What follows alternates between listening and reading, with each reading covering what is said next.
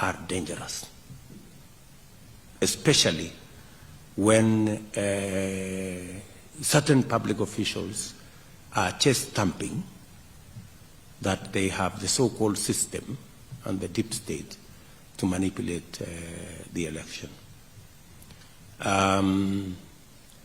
We are ready to work with the IEBC and friends to make sure that we deliver on a credible election.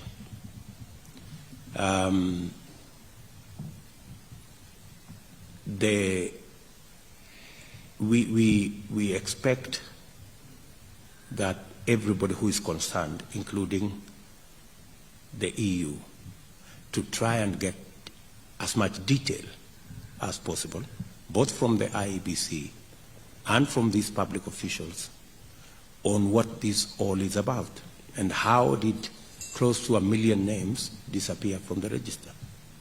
And many of those names are people from what we consider our stronghold. So there is a clear attempt to try some monkey games. We don't believe they will succeed, but these attempts are a source of concern to Kenyans.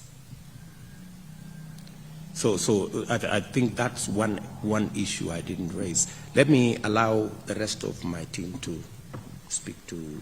Let's start with Moses. Do you want to start? Thank you, Your Excellency. Excellencies, good morning again. I'll start by just buttressing what our leader has said, that elections are not judged free and fair on the basis of the conduct on the day of voting. It's the entire process, the integrity of the voters' roll, the conduct of the electoral officials, the conduct of the state machinery responsible for security, and so on and so forth. I'm sure the EU has always been a close observer of our electoral process, and you can see and feel where things are not going right, and we expect to hear your voice. On the issue of refugees from Her Excellency, the Slovak ambassador, every country, in fact, indeed, humanity expects that we should not have refugees.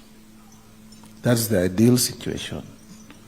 But Kenya has been a host to refugees from almost all our neighbors, except Tanzania, that has not given us any significant flow of refugees in our history. As it is today, conflicts in the region have been subsiding, and we have been encouraging refugees where they can find it possible to go back to their countries. Of course, under the UN and other international protocols, you can't force refugees to go back to where they ran away from. So we continue partnering with yourselves and others, and I want to appreciate, having been in foreign affairs for 10 years, the role your delegation and individual countries have contributed towards the management of the refugee situation in Kenya. And as a country, we have also passed a law that encourages some of the refugees to get integrated within our country and within neighboring countries where they would wish to go. So we'll continue doing that to see that we get to an ideal situation where no human being should be a refugee anywhere. If your question was indicating whether we are ready to take refugees from Ukraine conflict, like I've seen countries like Uganda, I think Rwanda, and a few others have made an offer. If it wasn't, then I don't need to go that way. We are too far away from that conflict. She said something about M-Pesa. Did you? Yes. So I was wondering where M-Pesa was coming from. She mentioned. So what did you say about M-Pesa? Well, the thing is that, of course, for your countries, as a win-win situation, can you use the potential of the refugees, and if they would like to integrate, or you would like to integrate them.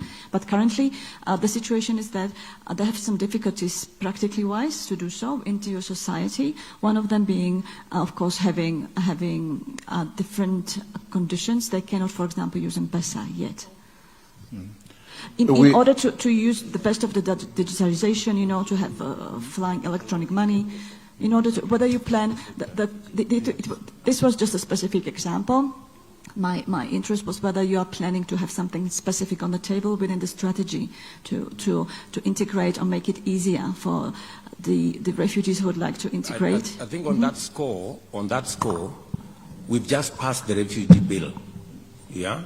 So which actually provides the framework for integration. I don't know whether, does that answer your question to an extent? Because when was that passed? And that, just before I pass on to Doyle, if you have something to say, we have a very comprehensive law on refugees that allows them to go through our schools up to university level and so on and so forth. But on the issue of M-Pesa, for example, even people at our level, if you don't have an identity, you cannot access the M-Pesa process. So it's something that we can engage in a conversation for you who help in financing refugee activities. If you find electronic money transfers an easier way of managing your resources, it's something that we can talk and as a government find what to do. On the Ukraine conflict, Kenya, since our independence, believes in the territorial integrity and independence of every country. There's no justification whatsoever, howsoever, for any country to invade another. And when such a situation occurs, again, we believe in the multilateralism of solving conflicts through, if it's in Africa, we have our AU Peace and Security Council. If it is the outside Africa, we have the UN Security Council that needs to engage. But we also know that the Ukraine-Russia conflict is very complex. It has taken a lot of dimensions with almost throwing us back to the Cold War situation where you are either a friend of Russia and therefore supporting them regardless of what they are doing, or you are a friend of the Europeans and you support Ukraine regardless of what you feel.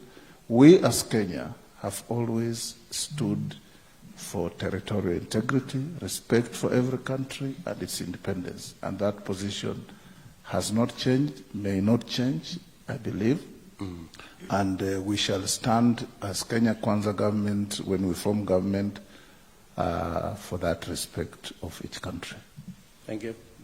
I think that's done. Anne, can you speak to something about devolution? And, yes, before devolution, I wanted to just add the question of the IEBC and the integrity of... why don't we allow what? Sorry, the integrity of elections in the management. I was one of the people who presented my documents. I have already presented my nomination certificate, and I have been cleared. But I want to say that even the process of clearing, I put in the documents, and ordinarily, within 15, 20 minutes, you should be able to be cleared as long as all your documents are in order, because there is a checklist. But they took 3 hours to clear me. The people who had presented the day before, Your Excellency, and our good friends, took more than 10 hours. Those who had presented the day before were cleared the following day because there was system collapse or failure. And that is likely to be perpetuated for whatever reason. By now, we shouldn't be having such hitches, considering that transmission of the vote from the polling station is one of the critical aspects of a free and fair election. So I think these are the questions that we should be asking and following before we can put the question to us whether we shall accept the results of elections. Thank you. Thank you very much. Proceed, Anne. Thank you, Excellency, and good morning, Excellencies. I think I'll start by first, one of the things that maybe we didn't do when we were doing our introductory remarks is to appreciate the role the European Union has played, especially in the issue, helping this country deal with the issue of COVID, their contribution through COVAX. You're right. To providing vaccines to this country. I think outside of this government appreciates very much the role